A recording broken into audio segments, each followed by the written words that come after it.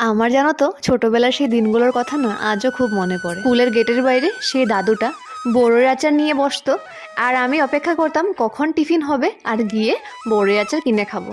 তবে আমিও আজ বানাচ্ছি বড়ের আচার। আচার বানানোর জন্য আমি শুকনো মশলাগুলো সব একটা প্লেটে রেডি করে নিয়েছি ধনে, কালো জিরা, জিরা, মিষ্টি জিরা, একটু জয়িন নিয়েছি।